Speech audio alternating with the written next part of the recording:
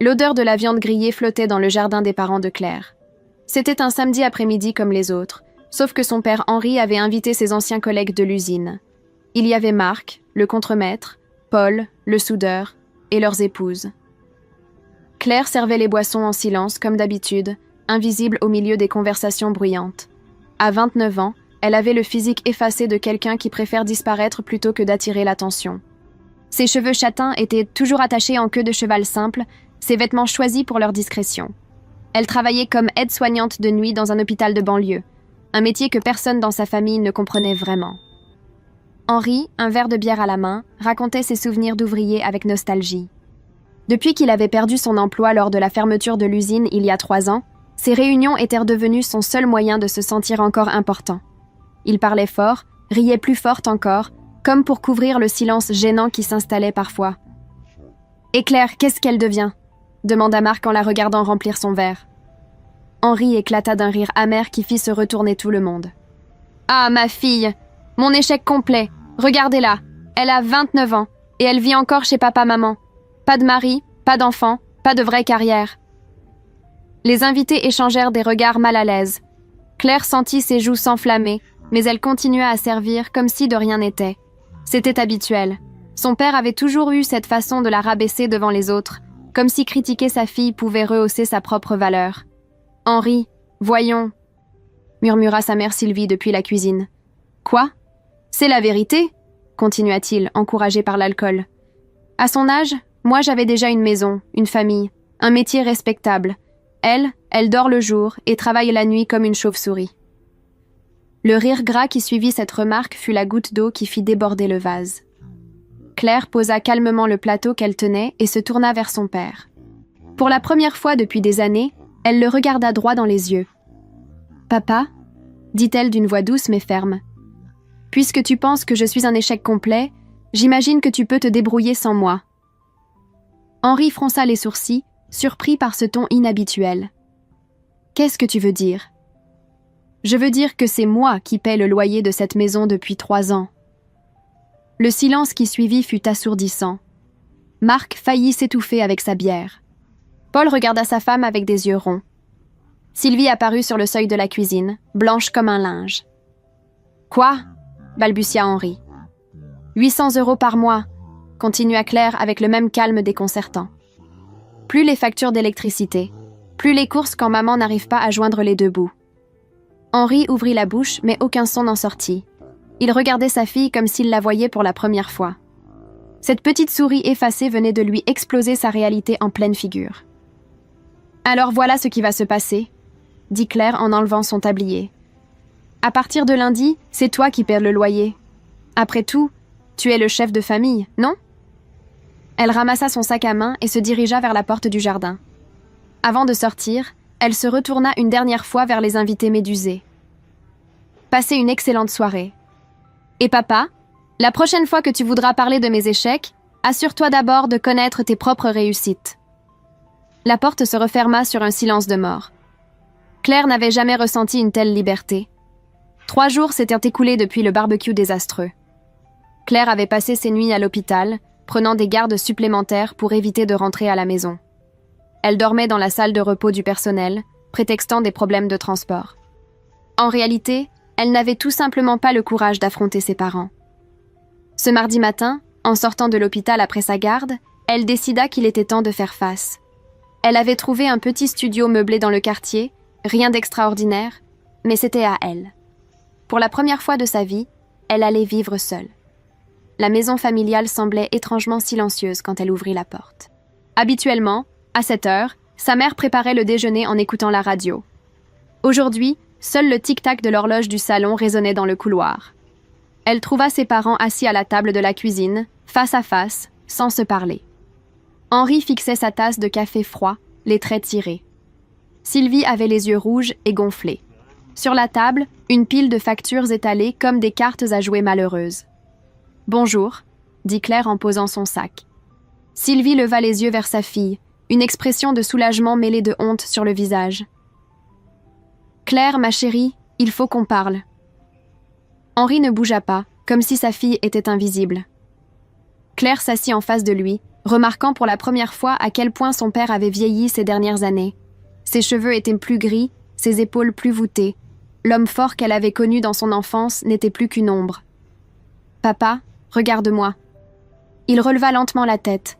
Dans ses yeux, Claire ne vit plus de colère, mais quelque chose de bien plus difficile à supporter. La honte pure. « Je ne savais pas, » murmura-t-il. « Je ne savais pas pour l'argent. »« Bien sûr que tu ne savais pas, » répondit Claire sans agressivité. « Tu ne m'as jamais demandé comment j'arrivais à vivre avec un salaire d'aide-soignante. Tu ne m'as jamais demandé grand-chose, en fait. » Sylvie se tordit les mains. « Claire, ton père... » Il n'a pas touché d'indemnité chômage depuis 6 mois. Il travaille au noir parfois, quelques heures par-ci par-là, mais c'est insuffisant. Cette révélation frappa Claire comme une gifle. « Quoi ? Pourquoi tu ne m'as rien dit ?»« Parce que j'ai honte !» explosa Henri. « J'ai honte qu'à 52 ans, ce soit ma fille qui fasse vivre sa famille. J'ai honte de ne pas arriver à retrouver du travail. J'ai honte de dépendre de toi. » Le silence qui suivit fut lourd de non-dits. Claire comprenait enfin. Son père ne la détestait pas par méchanceté, mais par fierté blessée. Chaque euro qu'elle donnait était comme un coup porté à sa dignité d'homme. « Et moi, » continua Sylvie en baissant la voix, « j'ai trouvé un travail. » Claire fronça les sourcils. « Quel travail ? » ?»« Je fais des ménages. 3 maisons, 4 heures par jour. » Elle évita le regard de sa fille. « Je ne voulais pas que tu le saches. Je ne voulais pas que tu penses qu'on profitait de toi. » La révélation frappa Claire de plein fouet. Sa mère, qui avait toujours été fière de rester au foyer, nettoyait les maisons d'inconnus en secret. Toute sa famille vivait dans le mensonge, chacun cachant ses efforts pour préserver l'illusion d'une normalité. « Alors on fait tous semblant, » dit Claire avec un... « Toi, tu fais semblant d'être un homme fort, maman fait semblant d'être une femme au foyer, et moi, je fais semblant d'être votre fille ratée. » Henri releva brusquement la tête. « Tu n'es pas ratée. »« Ah bon, samedi dernier, devant tes amis, j'étais ton échec complet. » Il chercha ses mots. « Je disais ça pour ne pas avoir l'air de celui qui se fait entretenir par sa fille. » Claire se leva, une décision claire dans ses yeux. « Papa, j'ai trouvé un appartement. Je déménage demain. »« Non !» s'écria Sylvie. « Claire, on peut arranger les choses. Maman, regardez-vous. Vous vivez dans le mensonge depuis des années. Papa me déteste parce que je l'aide, et toi tu travailles en cachette pour ne pas me culpabiliser. C'est malsain. » Elle prit une profonde inspiration avant de continuer. « Je ne vous abandonnerai pas, mais je ne serai plus votre bouée de sauvetage.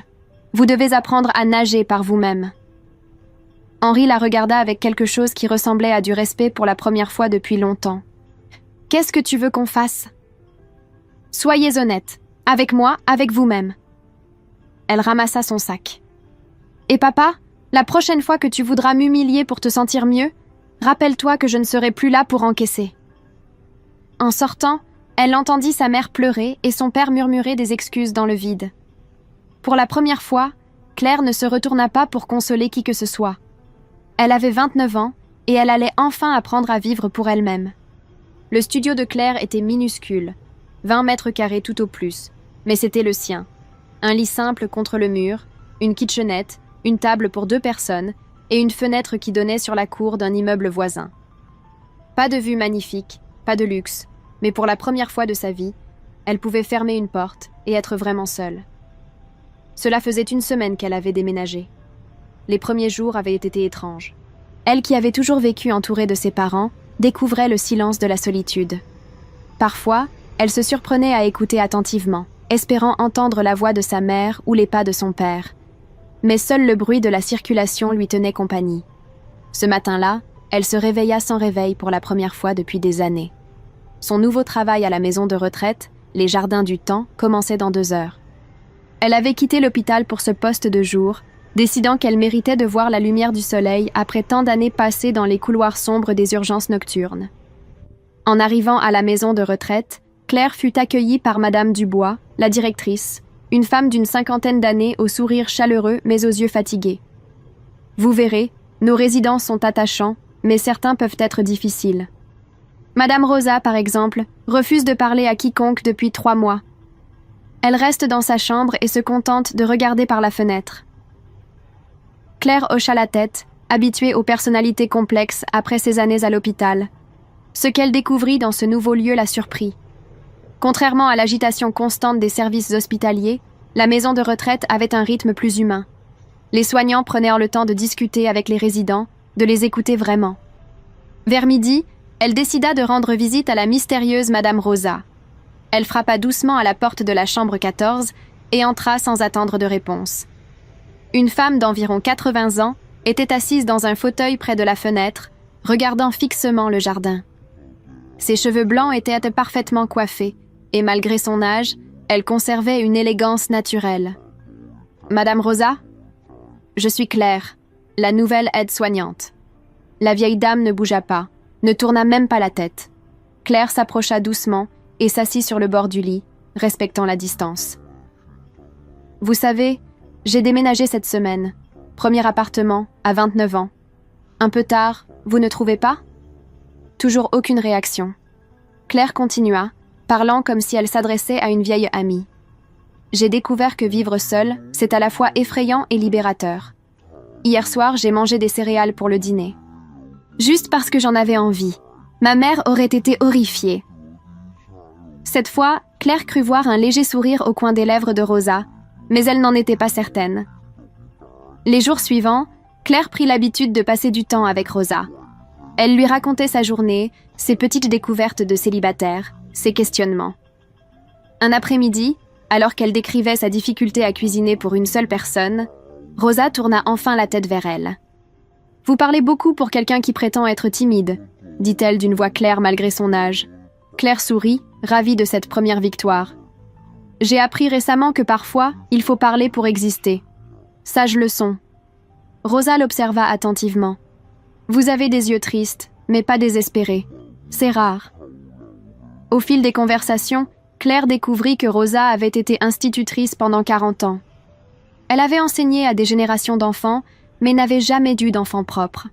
Son mari était mort 10 ans plus tôt, et elle n'avait pas de famille proche. « J'ai passé ma vie à écouter les autres, à les aider à grandir, » expliqua Rosa un jour. « Et maintenant, je me demande qui j'étais vraiment, en dehors de mon travail. » Cette réflexion toucha Claire profondément. Elle aussi avait l'impression d'avoir vécu pour les autres, ses parents, ses patients, sans jamais se demander ce qu'elle voulait vraiment. « Vous savez quoi ? J'ai toujours rêvé d'apprendre à danser, » avoua Claire impulsivement. Rosa eut un rire cristallin. « À votre âge, ma chère, on ne rêve plus, on agit. » C'est ainsi que Claire découvrit le courage de s'inscrire au cours de danse moderne du Centre culturel du quartier. Le premier cours était prévu pour le lendemain soir. Elle, qui n'avait jamais dansé ailleurs que dans sa chambre, seule, allait enfin oser montrer ses mouvements à des inconnus. En rentrant chez elle ce soir-là, Claire regarda son reflet dans le petit miroir de sa salle de bain. Pour la première fois depuis longtemps, elle ne détourna pas les yeux. Elle voyait une femme de 29 ans qui commençait enfin à découvrir qui elle était vraiment. Son téléphone sonna. C'était sa mère, qui appelait tous les soirs depuis son déménagement. « Ça va, ma chérie ?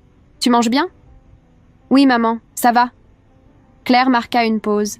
« J'ai commencé à danser. » Le silence au bout du fil lui confirma que sa transformation ne passait pas inaperçue.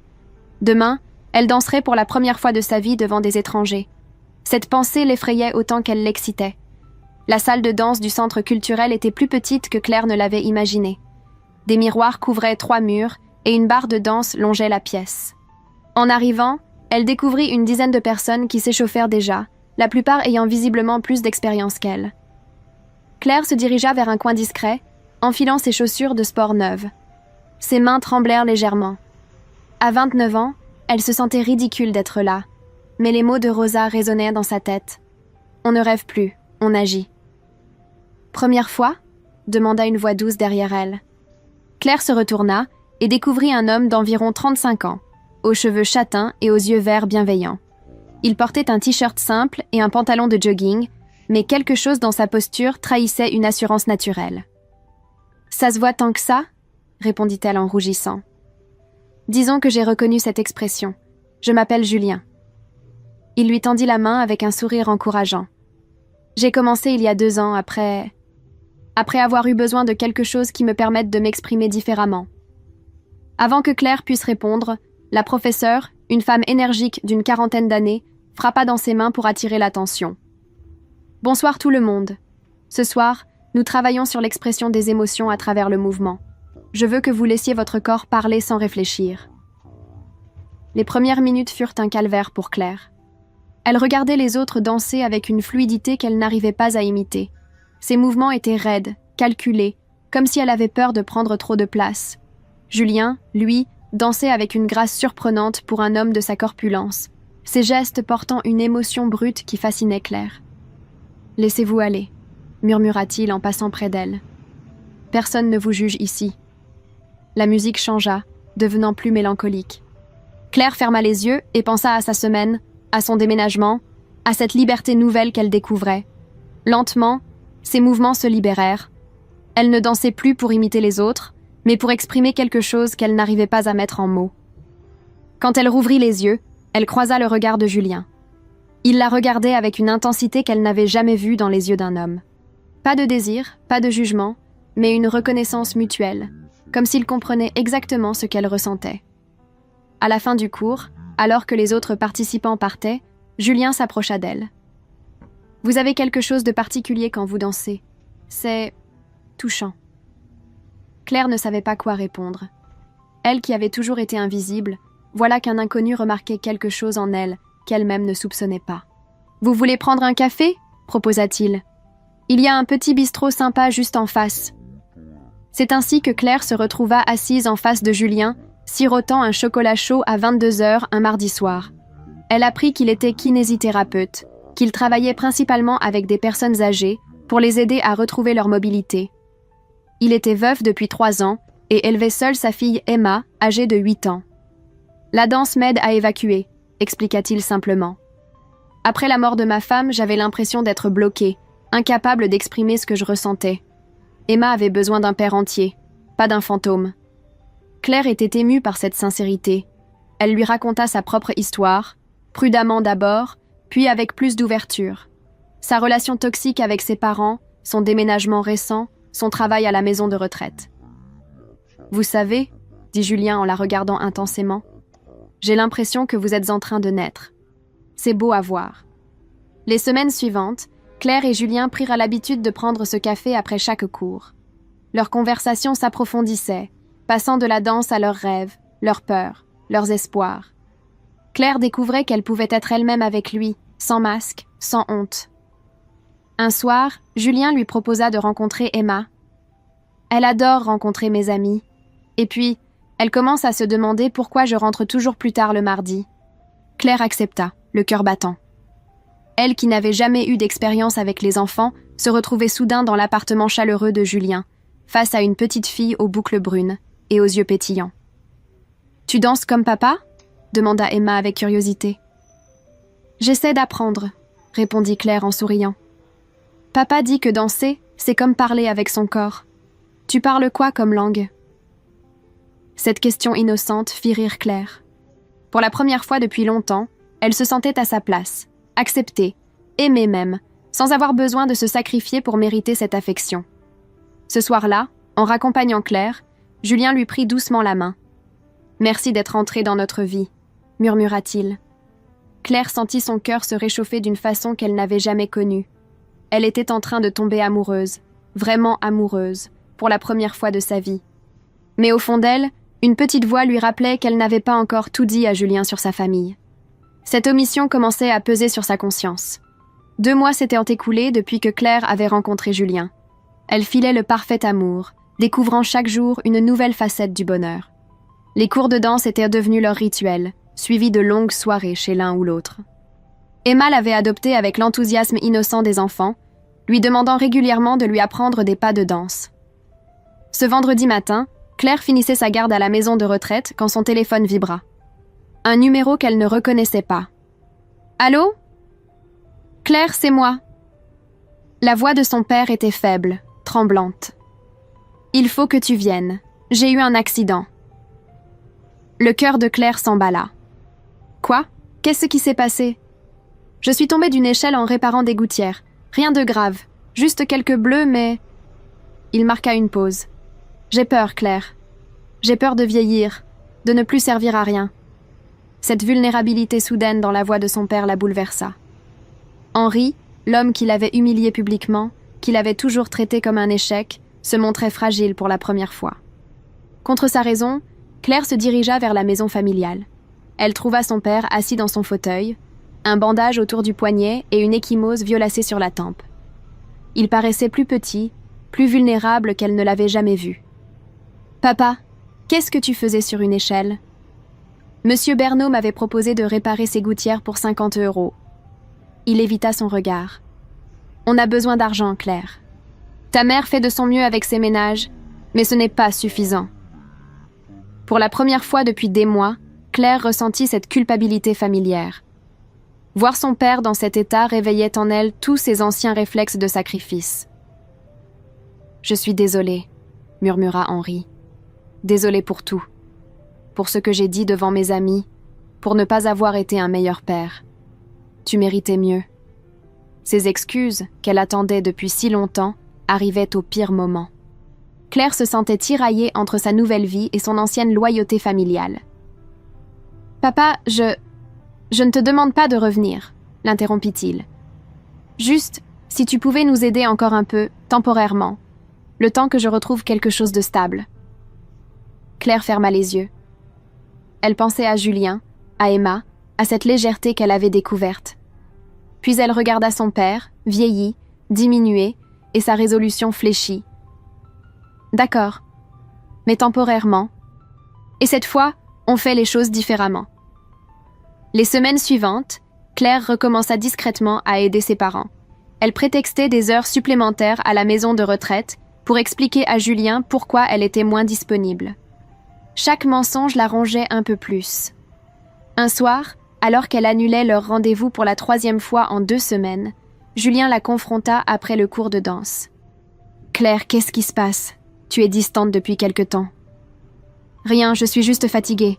Le travail, tu sais. » Julien la regarda avec cette intensité qui la troublait toujours.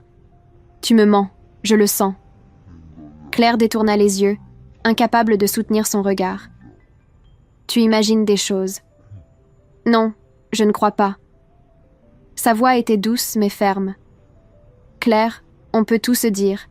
Je pensais que tu l'avais compris. » Cette remarque la blessa profondément. Comment lui expliquer qu'elle avait honte de retomber dans ses anciens schémas?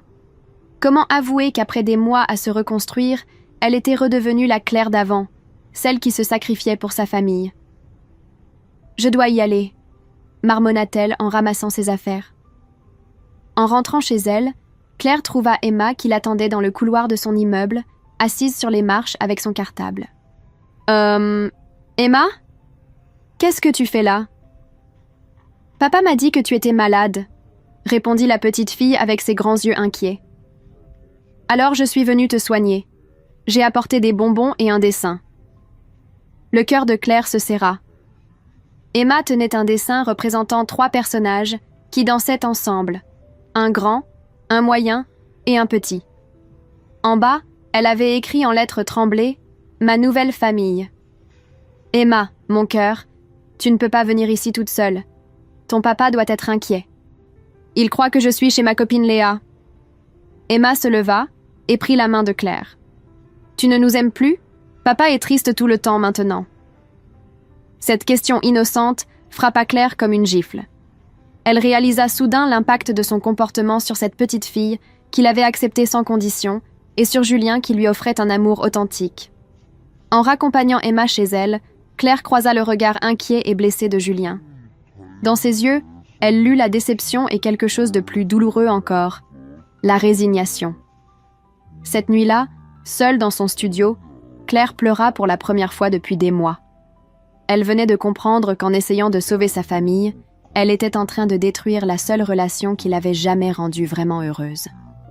Le lendemain, Claire se réveilla avec une résolution qu'elle n'avait jamais ressentie auparavant.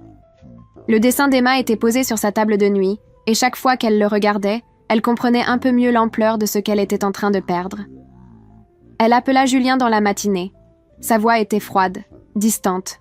« Il faut qu'on parle, » dit-elle simplement. « Je t'écoute. » Pas au téléphone. Retrouve-moi au parc près de chez toi dans 1 heure. Le parc était presque désert en cette fin de matinée d'automne. Claire trouva Julien assis sur un banc, regardant les feuilles mortes tourbillonner dans le vent. Quand il leva les yeux vers elle, elle vit cette fatigue qu'elle lui avait imposée ces dernières semaines. « Julien, je dois te dire la vérité. » Il ne répondit pas, se contentant d'attendre. Claire prit une profonde inspiration et lui raconta tout. Sa situation familiale, l'accident de son père, sa rechute dans l'aide financière, ses mensonges des dernières semaines. Voilà pourquoi j'étais distante. Pas parce que je ne t'aime pas, mais parce que j'ai eu peur de te perdre si tu savais que j'étais retombée dans mes anciens schémas. Julien resta silencieux un long moment, digérant ses révélations. Quand il parla enfin, sa voix était plus triste qu'en colère. « Ce qui me fait mal, Claire, ce n'est pas que tu aides tes parents. C'est que tu ne m'as pas fait confiance. Tu as préféré me mentir plutôt que de partager tes difficultés avec moi. » Claire sentit les larmes monter. « J'avais honte. Honte de redevenir celle que j'étais avant. » « Mais tu n'es plus celle d'avant. » Il se tourna vers elle, les yeux brillants. « La Claire que j'aime est capable de compassion, de sacrifice pour ceux qu'elle aime. Le problème, c'est que tu ne te mets jamais dans l'équation. » Cette phrase frappa Claire comme une révélation. Elle réalisa qu'effectivement, elle avait toujours vu l'amour comme un sacrifice, jamais comme un échange équilibré. « Je ne sais pas comment faire autrement, » avoua-t-elle. « On apprend ensemble. » Julien lui prit la main. « Mais à une condition, plus de mensonges. Si tu as des problèmes, on les affronte ensemble. C'est ça l'amour. » Ils restèrent assis en silence, main dans la main, regardant les enfants jouer au loin. Claire sentait qu'un cap venait d'être franchi, mais elle savait aussi qu'elle devait maintenant affronter ses démons familiaux une bonne fois pour toutes. Le soir même, elle se rendit chez ses parents. Elle les trouva dans la cuisine, Henri tentant maladroitement de préparer le dîner avec son poignet bandé, pendant que Sylvie pliait du linge. « Papa, maman, il faut qu'on parle. » Ils s'assirent tous les trois autour de la table familiale.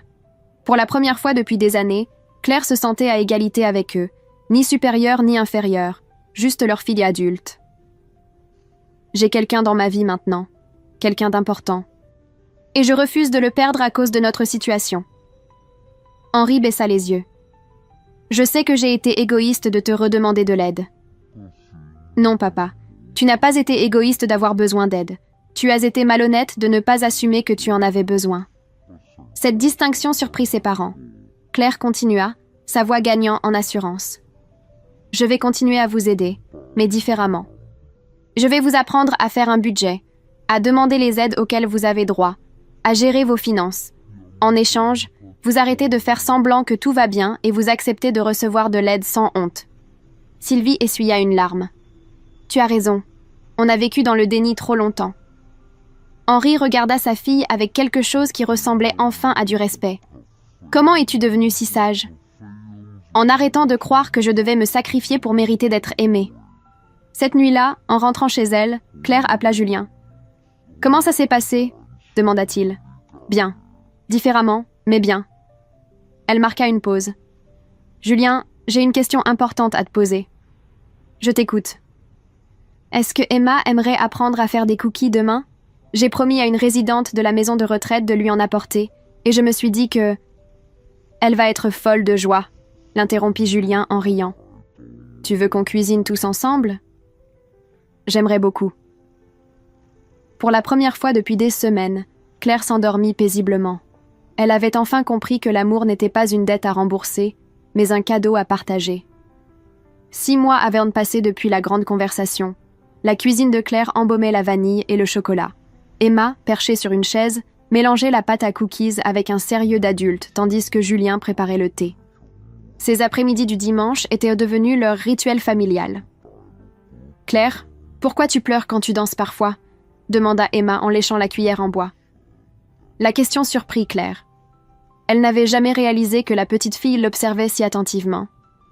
Parce que parfois, on a des émotions qu'on ne sait pas comment dire avec des mots. Alors le corps les dit à notre place. Comme quand je dessine quand je suis triste. Exactement comme ça. Cette conversation donna à Claire une idée qui allait changer sa vie. Le lendemain, à la maison de retraite, elle proposa à Madame Dubois d'organiser un atelier de danse thérapeutique pour les résidents. De la danse ? Mais Claire, nos résidents ont entre 70 et 90 ans. Justement, ils ont vécu tellement de choses qu'ils n'arrivent plus à exprimer. Et si on les aidait à le faire autrement ? Madame Dubois accepta à titre d'essai. Claire prépara minutieusement sa première séance. Elle avait choisi des musiques douces, des mouvements adaptés, et surtout, elle avait préparé son cœur à accueillir leurs histoires. Rosa fut la première à accepter de participer. Assise dans son fauteuil roulant, elle leva lentement ses bras au rythme d'une valse de Chopin. Ses gestes étaient moins fragiles, mais empreints d'une grâce qui fit venir les larmes aux yeux de Claire. « J'ai dansé cette valse le jour de mon mariage », murmura Rosa. C'était en 1965. D'autres résidents se joignirent progressivement à l'atelier. Monsieur Bernard, ancien mécanicien, bougeait ses mains comme s'il réparait encore des moteurs, racontant à travers ses gestes 40 ans de métier. Madame Leroy, ancienne couturière, mimait l'art de la couture avec une précision touchante. Mais c'est quand les familles commencèrent à assister aux séances que la magie opéra vraiment. Les petits-enfants découvraient leurs grands-parents sous un jour nouveau, et les liens se renouaient autour de ces moments de partage. Un après-midi, Claire eut la surprise de voir ses propres parents pousser la porte de la salle d'activité. Henri s'appuyait sur une canne, vestige de son accident, mais il souriait. « On voulait voir ce que tu fais », dit Sylvie timidement. Claire les installa au fond de la salle. Quand la musique commença, elle vit son père observer Rosa avec attention. Au bout de quelques minutes, Henri se leva et s'approcha du fauteuil de la vieille dame. « Puis-je » demanda-t-il en tendant sa main valide. Rosa sourit et prit sa main. Ensemble, ils dansèrent une valse silencieuse, lui debout, elle assise, leurs mouvements synchronisés par une complicité inattendue. Claire réalisa que son père n'était pas seulement un homme brisé par le chômage, mais aussi quelqu'un capable de tendresse. À la fin de la séance, Henri s'approcha de sa fille. « Je suis fière de toi, vraiment fière. » Ces mots qu'elle avait attendus toute sa vie résonnèrent différemment maintenant. Claire ne ressentait plus ce besoin désespéré d'approbation. La fierté de son père était un cadeau, pas une nécessité. Le succès de ses ateliers attira l'attention du centre de soins palliatifs de la ville. Le directeur, M. Rousseau, contacta Claire pour lui proposer un poste d'art-thérapeute.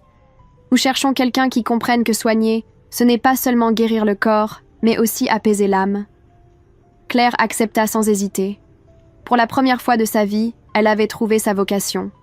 Elle ne soignait plus seulement les corps, elle aidait les gens à exprimer leur humanité.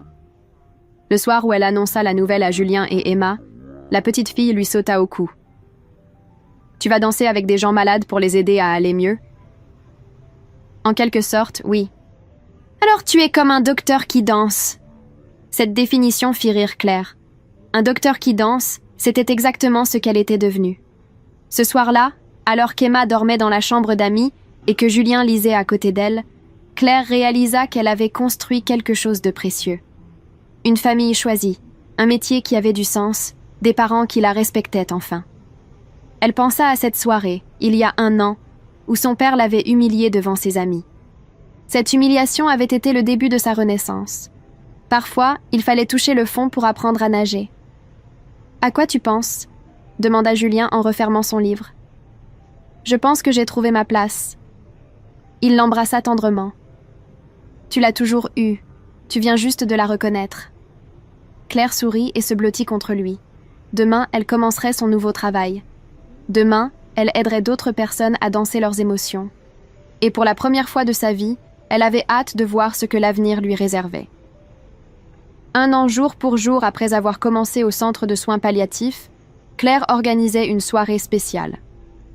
Elle avait transformé la grande salle en piste de danse improvisée, avec des guirlandes lumineuses et des bougies qui créaient une atmosphère chaleureuse. Ce n'était pas seulement une fête, c'était la célébration de tout ce qu'elle avait construit. Les résidents de la maison de retraite étaient venus avec leur famille. Rosa, maintenant âgée de 86 ans, était resplendissante dans sa robe bleue préférée. Madame Dubois avait fermé les yeux sur le règlement pour permettre cette soirée exceptionnelle. Claire regardait autour d'elle avec émotion. Ses parents étaient assis à une table, Henri discutant calmement avec M. Bernard, tandis que Sylvie aidait une résidente à ajuster son châle. Leur relation avait trouvé un équilibre nouveau, fait de respect mutuel et d'affection sans obligation. Emma virevoltait entre les tables dans sa robe jaune, distribuant des fleurs en papier qu'elle avait confectionnées avec Claire. À 9 ans maintenant, elle avait gardé cette spontanéité qui avait conquis le cœur de Claire dès leur première rencontre. « Ah, mesdames et messieurs », annonça Claire en prenant le micro. « Cette soirée est dédiée à toutes les histoires que vous m'avez permis de partager. Vous m'avez appris que chaque vie mérite d'être célébrée, même dans ses derniers chapitres. » La musique commença. Claire avait choisi un mélange éclectique, des valses pour Rosa et sa génération, des slows romantiques et même quelques chansons plus modernes qu'Emma avait insisté pour inclure. Ce qui se passa ensuite dépassa toutes ses espérances. Les petits-enfants invitèrent leurs grands-parents à danser. Les soignants se joignirent au mouvement. Même ceux qui ne pouvaient pas se lever participaient en battant la mesure ou en chantonnant. Au milieu de cette magie, Claire sentit une main se poser doucement sur son épaule. Julien était derrière elle, élégant dans son costume sombre qu'elle ne lui avait jamais vu porter. « Cette soirée est magnifique », murmura-t-il à son oreille. « Comme toi. » Ils dansèrent ensemble au centre de la piste, entourés par toutes ces personnes qui comptaient pour eux. Claire ferma les yeux et se laissa porter par la musique, consciente que ce moment resterait gravé dans sa mémoire pour toujours. Quand la chanson se termina, Julien ne la lâcha pas. Au contraire, il s'agenouilla devant elle, sous les regards attendris de l'assemblée. Emma applaudit en sautillant, visiblement dans le secret. « En Claire, » dit Julien d'une voix émue, « tu m'as appris qu'il existait 1000 façons de dire « je t'aime », avec des mots, avec des gestes, avec de la danse. » Il sortit une petite boîte de sa poche. « Mais aujourd'hui, j'aimerais te le dire de la façon la plus traditionnelle qui soit. Veux-tu m'épouser ?» Le silence qui suivit fut rempli d'émotion. Claire regarda Julien, cet homme qui l'avait aimé dans ses doutes comme dans ses certitudes, puis Emma qui la regardait avec des yeux pleins d'espoir, et enfin toutes ces personnes qui l'entourèrent de leur bienveillance. « Oui », répondit-elle simplement, mais le mot résonna dans toute la salle. Les applaudissements explosèrent. Emma se jeta dans leurs bras, créant un trio d'étreinte qui fit fondre le cœur de tous les spectateurs. Rosa essuya une larme et murmura à sa voisine « Voilà ce que j'appelle une belle histoire d'amour. » Plus tard dans la soirée, alors que la fête touchait à sa fin, Henri s'approcha de Claire. « Je voulais te dire quelque chose, » dit-il en prenant ses mains. « Quand tu étais petite, je rêvais que tu deviennes médecin ou avocate, quelque chose de prestigieux. Aujourd'hui, je réalise que tu es devenue quelque chose de bien plus précieux, quelqu'un qui guérit les âmes. » Ces mots touchèrent Claire plus profondément que toutes les félicitations qu'elle avait reçues ce soir. Son père avait enfin compris qui elle était vraiment. En rentrant chez eux, Emma s'endormit dans la voiture, épuisée par l'émotion. Julien la porta jusqu'à son lit pendant que Claire rangeait quelques affaires. « Alors, madame la future épouse, » dit Julien en la rejoignant, « tu es heureuse ?» Claire sourit en regardant la bague à son doigt. « Plus que je ne l'ai jamais été. » « Tu sais ce qui me rend le plus heureux ?» continua Julien en la prenant dans ses bras. « Quoi ?»« C'est que tu n'as pas dit oui par reconnaissance ou par peur d'être seule. Tu as dit oui parce que tu sais que tu mérites d'être aimée. » Cette observation toucha Claire au cœur. Il avait raison. Pour la première fois de sa vie, elle acceptait l'amour non pas comme une faveur, mais comme un droit. 2 ans plus tard, par un samedi matin ensoleillé de printemps, Claire se réveilla dans la maison qu'elle partageait désormais avec Julien et Emma. Le jardin embaumait les lilas en fleurs, et elle entendait déjà sa belle-fille répéter sa chorégraphie pour le spectacle de fin d'année de son école de danse. Aujourd'hui était un jour particulier. Non pas son mariage, ils s'étaient unis dans l'intimité l'automne précédent, avec pour seul témoin Rosa et les parents de Claire. Aujourd'hui, elle inaugurait son propre studio de danse thérapeutique, fruit de 2 années de travail acharné et d'économie. En descendant à la cuisine, elle trouva Julien qui préparait le petit déjeuner, Emma encore en pyjama qui terminait un nouveau dessin. Cette fois, le dessin représentait une femme en blouse blanche qui dansait avec des papillons multicolores. En bas, Emma avait écrit « Maman Claire aide les gens à voler ». Maman Claire. Claire sentit son cœur se réchauffer. Jamais elle ne se lasserait de ce surnom qu'Emma lui avait donné après le mariage. « Tu es nerveuse pour aujourd'hui ?» demanda Julien en l'embrassant. « Un peu, mais c'est une bonne nervosité. » Le studio était situé dans une ancienne librairie du centre-ville que Claire avait transformée avec amour. Les murs étaient peints dans des tons doux, des miroirs reflétaient la lumière naturelle, et une bibliothèque conservait les témoignages écrits de tous ceux qu'elle avait accompagnés. Rosa, maintenant âgée de 88 ans mais toujours pimpante, fut la première à franchir le seuil. Elle était venue avec sa nouvelle amie, Madame Petit, une ancienne danseuse de l'opéra qui venait d'emménager à la maison de retraite. Ma chère Claire, dit Rosa en admirant les lieux, tu as créé quelque chose de magique ici.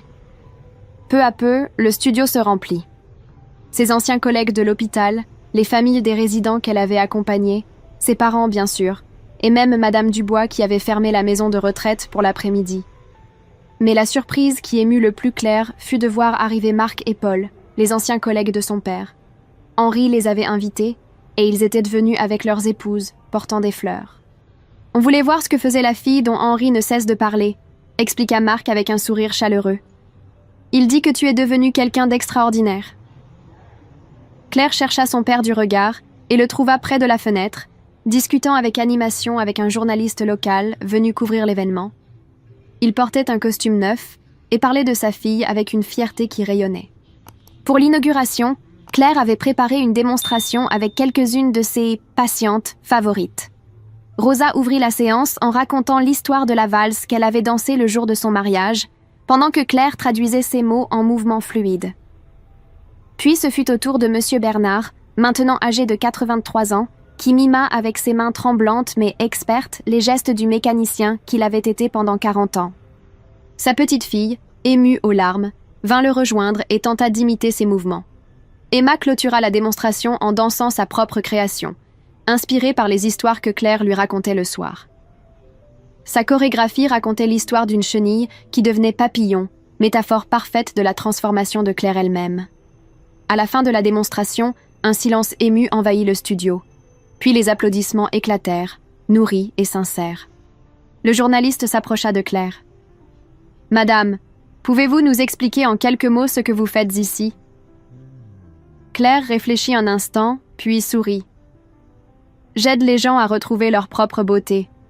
Nous avons tous une danse en nous, une histoire unique à raconter. Mon travail, c'est de créer l'espace où cette danse peut s'exprimer. Et vous, quelle est votre danse ?» Claire regarda autour d'elle, Julien qui filmait Emma avec tendresse, ses parents qui discutaient avec Rosa comme de vieux amis, toutes ces personnes qui formèrent désormais sa famille élargie. « Ma danse, c'est celle de quelqu'un qui a appris qu'on peut être aimé sans se perdre et qu'on peut aimer sans s'oublier. » Le soir venu, après que tous les invités soient partis, Claire se retrouva seule dans son studio. Elle alluma la musique douce qu'elle préférait et se mit à danser, pour elle-même, pour la première fois depuis longtemps. Julien et Emma apparurent sur le seuil, attirés par la mélodie. Sans un mot, ils la rejoignirent sur la piste improvisée. Ensemble, ils dansèrent dans la pénombre, trois âmes qui avaient trouvé leur harmonie. « Tu sais quoi ?» murmura Emma en se blottissant contre Claire. « Quoi, mon cœur ?»« Je crois que tu as trouvé ta vraie maison. » Claire ferma les yeux et sentit les larmes de bonheur couler sur ses joues. Emma avait raison. Sa vraie maison n'était pas un lieu, mais cette sensation d'être à sa place, entourée de ceux qui l'aimaient pour ce qu'elle était vraiment. Dehors, les premières étoiles s'allumaient dans le ciel de printemps. Claire pensa à cette soirée, il y a presque 3 ans, où son père l'avait humiliée devant ses amis. Cette humiliation avait été le premier pas d'un long chemin vers elle-même. Parfois, les plus belles renaissances naissent des plus profondes blessures. Claire en était la preuve vivante.